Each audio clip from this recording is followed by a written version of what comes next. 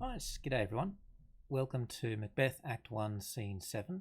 And this is a pivotal moment in the play because this is where Lady Macbeth convinces Macbeth to kill the king. So the scene starts with Macbeth on stage and he has a soliloquy. So a soliloquy is a key technique that Shakespeare used to help the audience see what the character is thinking and feeling and the internal struggles they're having. And this is exactly what Macbeth is doing here. He's tossing up the pros and cons of killing the king.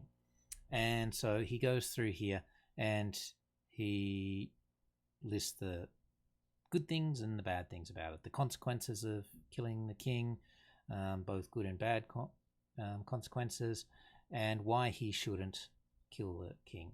And he says down here, as his host, who should against his murderer shut the door, not bear the knife myself. So he says, he's the host, so he shouldn't be the killer. Duncan's being very kind to him, and Duncan's a virtuous king, so that makes it even worse. If he was a bad king, maybe he wouldn't be so bad, but Duncan's a good king, a virtuous king, so that makes it even worse. And then down at the bottom here, Macbeth realizes that he only really has one reason to kill the king. He says, I have no spur to prick the sides of my intent, but only vaulting ambition, which o'erleaps itself and falls on the other. So he's saying here that unrestrained ambition is his only reason for killing the king. Now enter Lady Macbeth, and she starts off, well, he's almost supped, so he's almost finished his supper. Why have you left the chamber? But Macbeth doesn't answer because he's in some internal conflict. He says, hath he asked for me? Macbeth says, no, he has. So yes, he has asked for you. What are you doing out here? And so she begins her chastisement. But Macbeth's made a decision here. We will proceed no further in this business. He hath ordered me of late. So Macbeth has made a decision here. No, we're not going to kill the king. Lady Macbeth doesn't respond very well to this. Was the hope drunk wherein you dressed yourself? Hath it slept since? So were you drunk when you promised that you would do this thing for me? And she really gets stuck in to Macbeth here. From this time such I account thy love, so your love isn't worth very much. And Macbeth comes down here, says, please stop, be quiet. He said, I do all that becomes a man. If I do more than that, then I'm no longer a man. So he's saying once he crosses that line into murdering the king, he's no longer a man.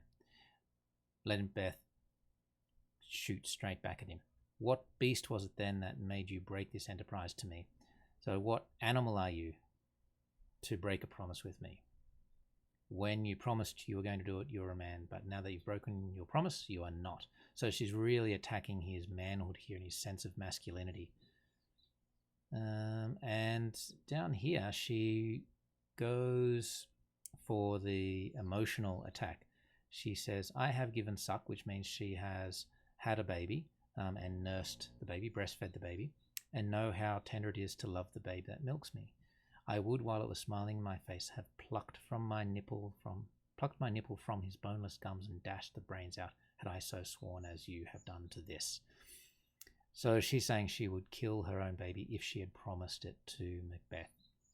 And from these lines, most people infer that Lady Macbeth and Macbeth had a child and that it died as an infant.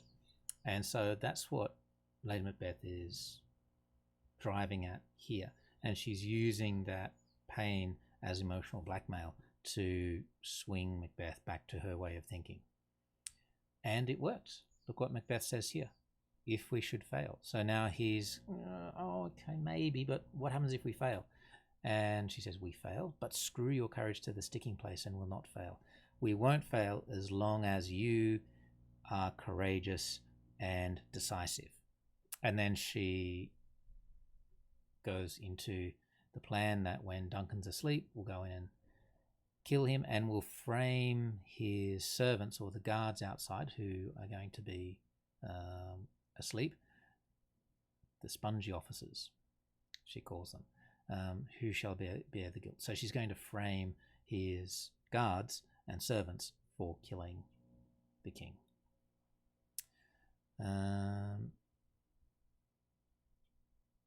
And then Macbeth says here, I am settled and bend up each corporal agent to his terrible feat.